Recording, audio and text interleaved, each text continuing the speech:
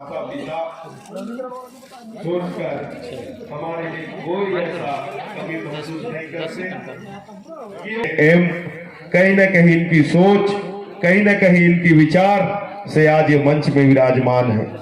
उसी विराजमान में हम लोग पंक्ति से उठकर इस पंक्ति में तक आना है। मैं सब लोगों को आग्रह करता हूं, विनती करता हूं, आज आप लोग कमर कस ले, क्योंकि सब हमारे भाई एवं बहन। बारीकी से देखना है, बारीकी से जानना है, कटा इस छात्रावास को, उसको आके हमको तरोताजा याद करना है कि हम लोग भी ऐसे करते थे और हम लोग भी एक एक पैसा के लिए तरसते थे, जो हम लोगों को सहयोग करे। ऐसा करके ये लोग ने छात्रावास दिवस या समारोह रखे हैं। उसमें हम सब लोगों को जो आज मुकाम में है, अपने पाई पाई से सहयोग करें और ऐसे छात्रावास का निर्माण हो और सहयोग बने। यही मेरा आप लोगों से विनती और प्रार्थना। छात्रावास चले और हमारा सबका दायित्व है, इसलिए संयुक्त छात्रावास के नाम भी रूप दिए हैं। ये बहुत ही अच्छा सराहनीय है और सब चीज ने जिसका जितना ज्ञान, जितना बुद्धि चलता है वो हमसे बताएं। वैसे हम सब लोग मिलजुल कर हम लोगों को कार्य करें, जिससे हमें आसानी से पढ़ाई में भी आसानी महसूस हो और कार्य में हो। और मैं भगवान से ही प्रार्थना करता हूं कि आपने जैसा सोचे हैं वैसे मुकाम तक पहुंचे और हम सब लोग आपके बीच में कार्य करते रहेंगे। इतना ही कहकर मैं अपने वाणी को यहीं विराम देता हूं। और हमारे भाई बहनों ने आवेदन दिए हैं, उसमें हम जल्द से जल्द निराकरण करने का आश्वासन भी देते हैं। और आगे हमारे भाई आईएएस केसकाल के विधायक नीलकंठ टेकाम जी, माता की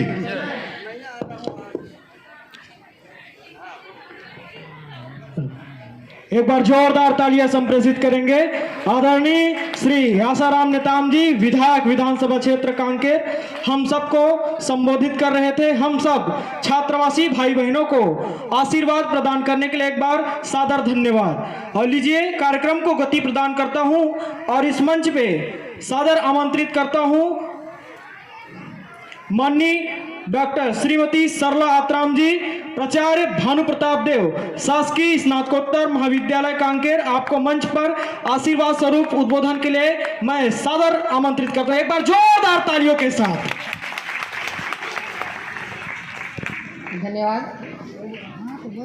छात्रावास के इस समारोह में उपस्थित सम्माननीय माननीय मुख्य अतिथि श्री नीलकंठ टेकाम जी आईएएस और वर्तमान में बहुत सम्मान के साथ विधायक केसकाल, इस कार्यक्रम के विशिष्ट अतिथि के रूप में हमारे यहाँ विराजमान हैं सम्माननीय श्री आसाराम नेताम जी, विधायक कांकेर विधानसभा क्षेत्र। विशिष्ट अतिथि के रूप में ही बहुत सा सम्मान मैं नाम लेना चाहूँगी।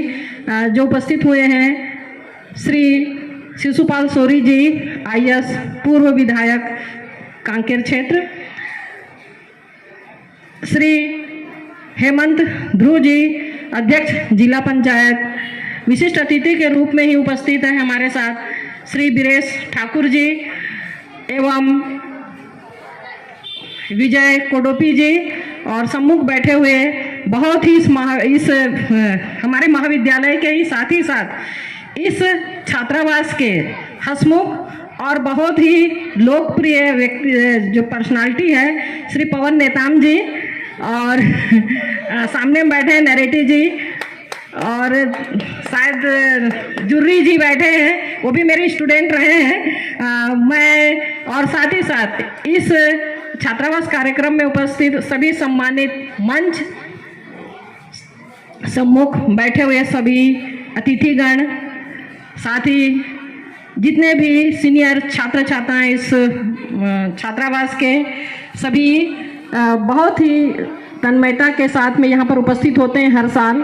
और सभी इस छात्रावास के छात्रावासी और यहाँ पर छोटे छोटे जो नवनिहाल बैठे बच्चे थे, मैं एक बात मुझे बहुत अच्छा लगता है, इस छात्रावास में आकर एक लंबा समय मैंने इस छात्रावास के साथ गुजारा है, लगभग 37 साल।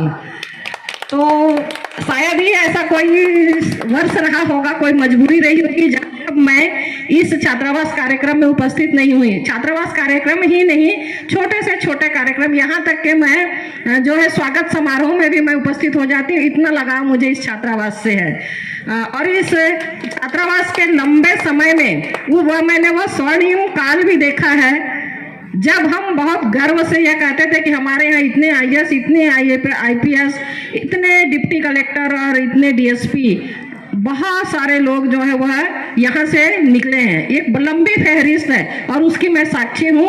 और साथ ही साथ मैं आज बहुत ही गर्व के साथ कहना चाहती हूँ कि नीलकंठ टेकाम जी भी उसी एक सोपान के एक बहुत बड़े एक नींव के पत्थर भी हैं। तो साथ बहुत सारे यहाँ पर हमारे विद्यार्थी हैं, लगभग सभी यहाँ पर बीरेश जी भी बैठे हैं, आसाराम नेताम जी भी बैठे हैं। और मैं बहुत गर्व के साथ कहती हूँ कि सारे के सारे ये एक स्टूडेंट ही नहीं, एक हमारे परिवार, मेरे स्टूडेंट ही नहीं बल्कि एक मेरे परिवार के एक सदस्य के रूप में है। तो मैं अपने आप को बहुत गर्वान्वित महसूस करती हूँ कि ऐसे विद्यार्थियों के साथ, ऐसे सभा में जो शिरकत करते हैं और ऐसे विद्यार्थियों के साथ, ओजपूर्ण विद्यार्थियों के साथ मुझे रहने का यहाँ पर मौका मिल रहा है। मैं नमन करती हूँ अपने विषय को और नमन करती हूँ अपने पद को, जिसकी वजह से मुझे यह सम्मान आज मिल रहा है। मैं बच्चों से यही कहना चाहूँगी कि आप जो है, मैं हमेशा कहती हूँ कि मैं यहाँ पर ज़्यादा नहीं बोलूँगी क्योंकि बहुत समय हो रहा है। मैं यही हमेशा कहती हूँ कि आप बहुत भाग्यवान हैं कि आपको हॉस्टल मिला है रहने के लिए, क्योंकि यह वह हॉस्टल है जहाँ पर आप अपने नए दिशा को और दशा को जान सकते। तो 100 लोगों की अच्छाइयाँ, उनके गुणों को आप लीजिए, आप उनके बाकी चीज़ों को भूल जाइए। एक बच्चे ने कहा कि हमने क्या खोया क्या पाया। खोया कुछ भी नहीं है ना। थोड़ा सा इसको आप सुधार लेंगे कि इस छात्र। तो सबसे पहले तो यही कहना चाहूंगा कि मैं 6 साल करीब, 6 साल करीब यहाँ रहा और पिछले 20 साल से मैं फसल काट रहा हूँ। मेरा डिपॉजिट जो है 6 साल का था इस हॉस्टल में रहने का, और लगभग पिछले 20 सालों से मैं लगातार हॉस्टल डे के कार्यक्रम में आ रहा हूँ, अपनी जिम्मेदारी निभा रहा हूँ। बहुत सारे लोग निभा रहे हैं, मैं उनको बहुत बहुत बधाई और धन्यवाद भी देना चाहता हूँ। आज मंच पर हमारे साथ इस क्षेत्र के सम्मानीय विधायक और अध्यक्षता कर रहे हमारे भाई आसाराम नेताम जी बैठे हुए हैं। हमारे प्रशासनिक और राजनीतिक गुरु और मार्गदर्शक सम्मानीय हमारे सूरी साहब जो अभी बता रहे थे, और मैं कहना चाहता हूं खाली समय में सर को एक आध बार बुला लिया करना, अच्छे संस्कार में रहना है। कई बार जो है लड़कों को थोड़ा ऊंच नीच हो जाता है, तो कैसे मतलब देखना ही नहीं है किसी को इधर उधर, तो सर से मार्गदर्शन लेते रहना है।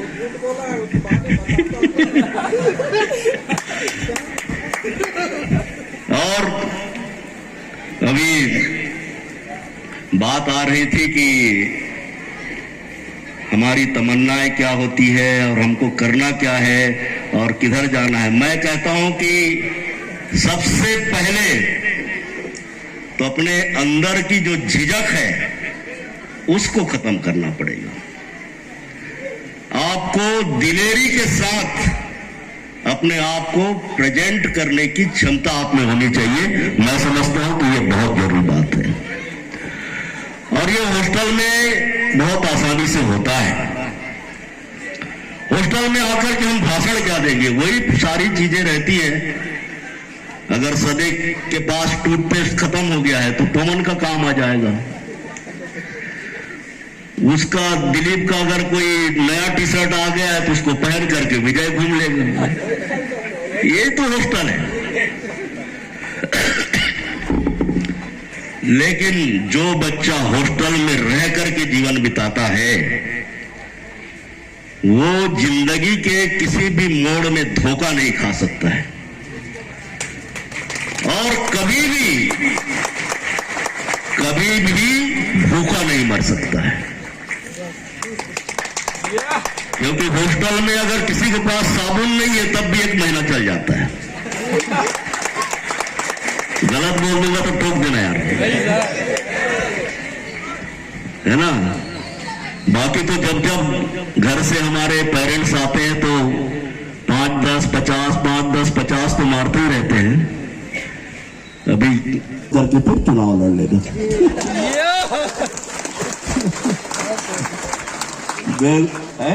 पौरुषता चुनौतियों को स्वीकार करना पौरुषता होती है।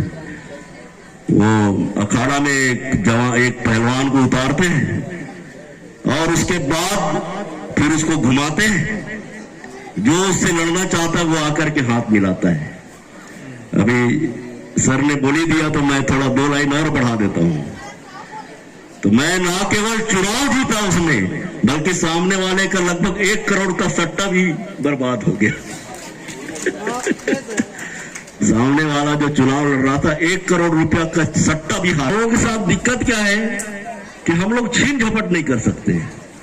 जैसे अभी ये कुर्सी है सामने का, मैं देख रहा था कि उधर से हमारे महानुभाव को आने के लिए बोल रहे थे कि इधर आ जाओ इधर आ जाओ, वहीं से वो लोग 2 जन मना कर रहे थे, नहीं ठीक है हम यहीं बैठे रहे अच्छे करके। और अभी कई शहर के लोग होते ना दूसरे लोग, तो 4 जन वहां बैठते और 2 जन इधर उधर लटक जाते, उसमें टोटल 6 लोग बैठ जाते उसके सामने आके और बिना बोले आ जाते हो। तो हम तो बोलने पर भी नहीं आते हैं। ये हमारा स्वाभिमान है, हमारा संस्कार है, हमारा तजुर्बा जो है वो हमेशा यही सिखाता है कि थोड़ा इंतजार करो, आपको जब भी मौका मिलेगा तो आपको यथास्थान आपका स्वागत हो जाएगा। मंच पर हमारे साथी बीरेश ठाकुर भी बैठे हुए हैं, काफी लंबे समय से नेतागिरी का वो सुदर्शन चला रहे हैं, लेकिन अभी तक सही जगह पे लग नहीं पाया ठीक से।